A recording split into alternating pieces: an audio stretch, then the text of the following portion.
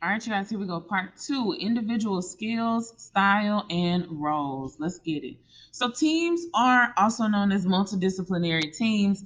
Those are comprised of individuals that have different skills, talents, and qualifications. Okay. So, if somebody put me in a group with, let's say, some of you all at home, let's say, like a person who works in city council and a police officer and a community activist, and we all were put together, and they told us, let's come up with a, a plan to keep the streets of Aldi Mill Route and the surrounding areas safe.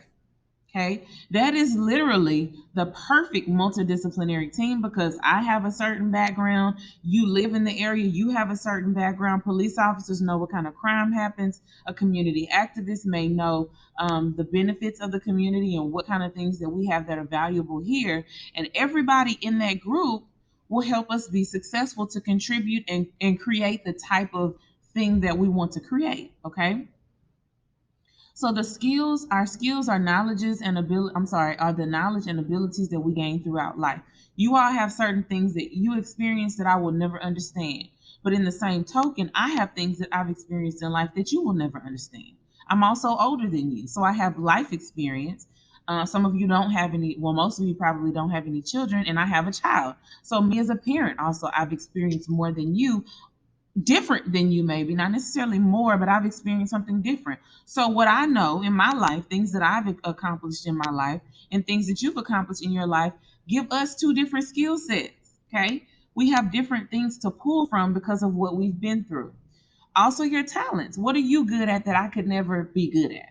Okay, some of you all know how to do stuff like skateboard and do different types of things that involve like physical activity and physical fitness. I don't know anything about that. Okay, I'm not gifted in that area. Some of you all are singers or you're actors. You do drama. You play soccer. You play softball. You play volleyball. You run track. I ran track and I did play volleyball, but I don't know the first thing about softball. I don't. So there are talents that everybody has that are different. Okay. But in a team, you always want to pick out the person's talents, their strengths. What are you good at? That's what you should do. If you're really good at speaking in front of people, do that. But if you have, let's say you have a stutter, you shouldn't be the person that should speak in front of people because that situation is going to make you even more nervous. And now your strength is not even being uh, played into. You're not even using your strength. Okay. So emotional intelligence is one's own and other, I'm sorry, the ability to understand one's own and others' emotions and the ability to use that information to guide your thinking and behavior. Okay. My emotional intelligence shows me that if I have a student that walks in my classroom every day and speaks to me, and one day all of a sudden they don't speak to me, something's going on with that student. And I'm going to say, hey, what's up with you today, man? You're not speaking? And then they can say, oh, Miss Garner, my dog died and I just had a bad day. Emotional intelligence tells me that person's acting different. So that helps me guide my thinking and the way that I behave so that that day I don't say, hey, man, what's wrong with you? Why you? No, that's not emotionally intelligent. Okay. I see a difference. So I say my emotions, my intellect say, let's handle that student differently for today. Okay. We perceive our emotions and we perceive other people's emotions when we're emotionally intelligent. That's important, guys. We also manage our emotions. You all are still developing your emotions. Okay, that's why some of you all will curse somebody out, you'll fight somebody, and it doesn't take much. It's like, don't play with her because she got a bad attitude. Okay, your emotions, that part of your brain is still developing. You don't even know how to handle certain conflicts yet. Okay, but when you get older, you're going to have to learn how to do that and manage your emotions.